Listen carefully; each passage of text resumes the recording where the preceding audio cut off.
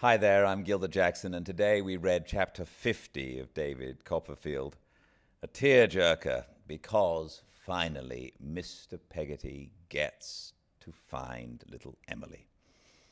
David was giving up hope. It seems it's been a couple of months since they had that conversation with Martha. But then Martha comes to see David in his home, and she tells him that she had asked Mr. Peggotty to be at home and not go away, and he wasn't at home. He'd gone out briefly, so she came to get David. She takes him to her house, a terrible rundown place with thousands of people, it seems, living in it. They walk up to the upstairs floor, and as they're looking down the corridor, they see a woman walking into Martha's room, and Martha says, "I don't know who that is," but David does. It's Rosa Dartle. They go in through a back entrance, and David stands outside the door and listens to Rosa Dartle talk to little Emily. Firstly, he hears Emily speak and realizes that she is in there. He's so happy, and he doesn't burst in and give Rosa Dartle what for, which I kind of wish he had, but he said he wanted Mr. Peggotty, who is supposed to still be coming, Mr. Peggotty to see Emily first. So he waits and listens.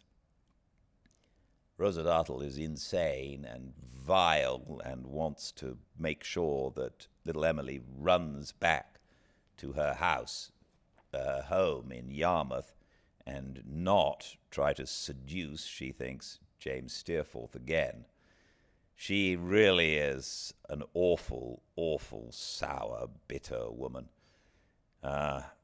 Finally, having made little Emily feel terrible, even worse than she already does, she leaves, and David hears the foot on the steps, on the floor outside, and in rushes Mr. Peggotty.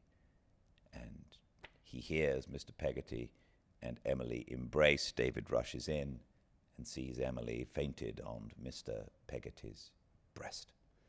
Mr. Peggotty picks her up, says something beautiful like this is everything that he'd ever wished for, and walks out down the corridor with Emily in his arms.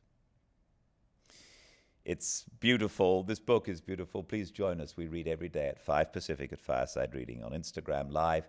All the chapters uploaded to the YouTube channel, Fireside Reading.